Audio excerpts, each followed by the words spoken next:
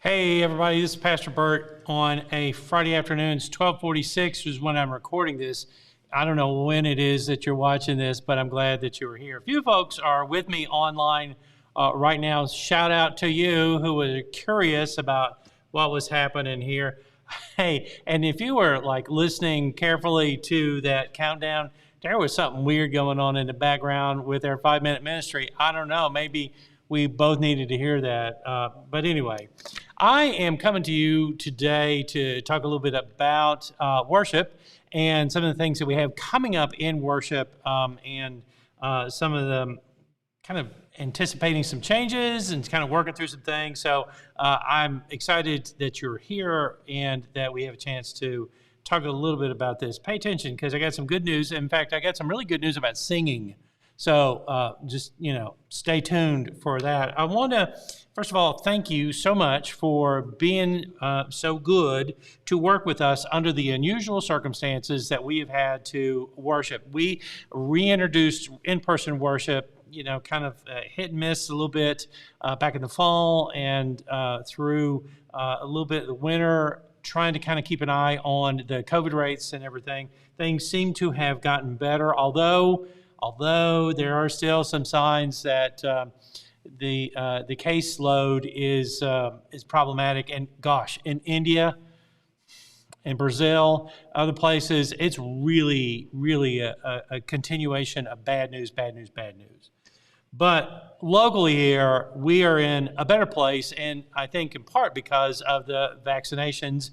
I'm encouraging folks to get vaccinated unless there's some sort of like really, kind of important kind of medical consideration. Talk to your doctor about that. But, other than that, my family is vaccinated. We have one person that is waiting on their last jab. But vaccinations have helped. And also, you have probably seen news about the CDC kind of changing the way that they're recommending people behave because of the vaccine. So, yay, vaccine.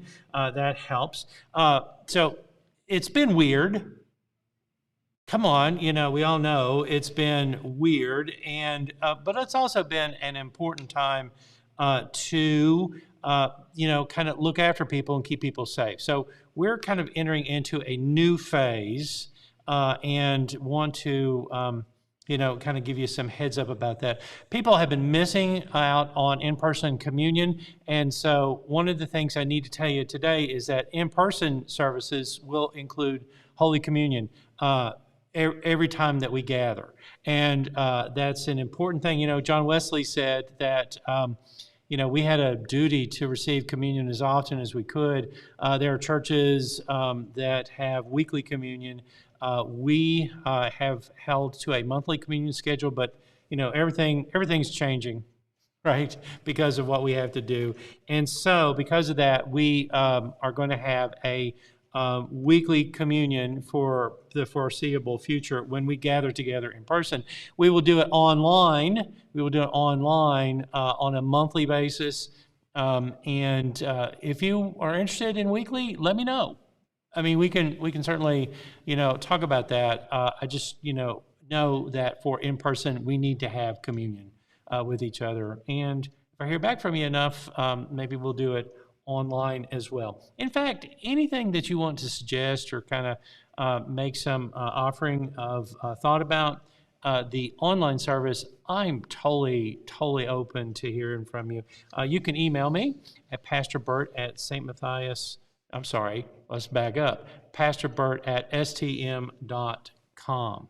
Okay, anyway, I am one to also let you know that we have an opportunity to start singing inside, in person. This is brand new, fresh off the press from the conference office, but starting this Sunday, we will begin singing together, but there are some things that we have to do.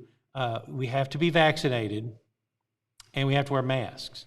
So the change in the regulation is that fully vaccinated members of the congregation can sing for about 2 hymns if the following conditions are met. All participants are wearing well-fitting mask over their nose and mouth. And we really should be doing that anyway. Even if we're vaccinated, we should do that anyway.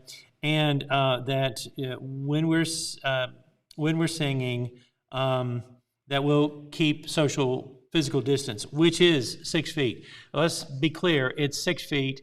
In schools, they have an adjustment that they have been allowed to do in terms of 3 feet, but for church, it's 6 feet. In fact, it's 3 feet in schools only under certain conditions. All right, so we have to wear a mask and stay 6 feet away from each other. But if we're fully vaccinated, that's an opportunity for us to sing.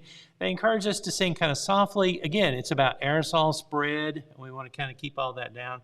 I know it's gross to talk about, but the good news is that we are in a pathway, we're in a glide path for singing in person, and that will be good. So on Sunday, we will sing in our worship service a couple of hymns during the course of the service, and everybody will still be masked, maybe sing kind of softly. We'll still need to do social distancing, but that's a value added. That's a next step that we have. Also, I wanted to just kind of remind you that we are discouraging folks. We're asking folks not to bring drinks with them, because if you bring a drink with you, then it's mask off, drink, and then mask back on, and it just kind of complicates things.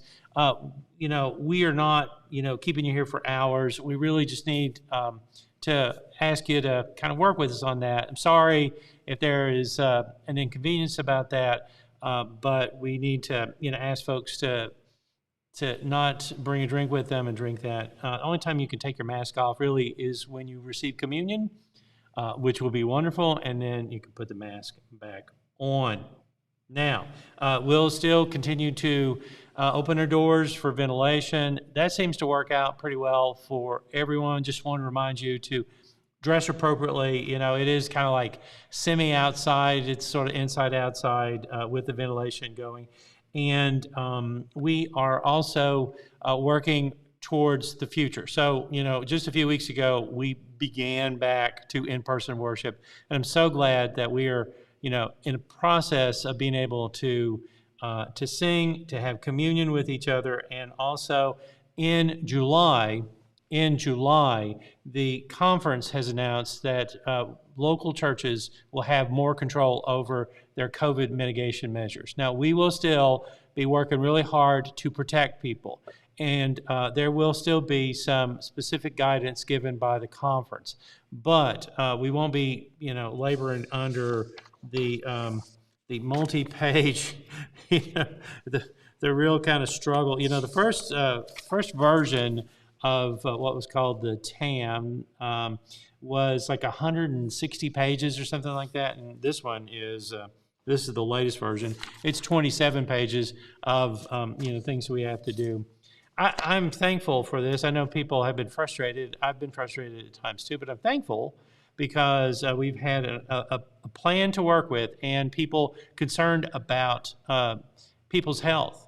There are some churches that have just, whatever, we're going to do whatever we want to do, and that's been their decision. But we have really made progress as a country with this stupid disease because people have worn masks and have kept social distance and have washed their hands and have done the things that have been advised to do.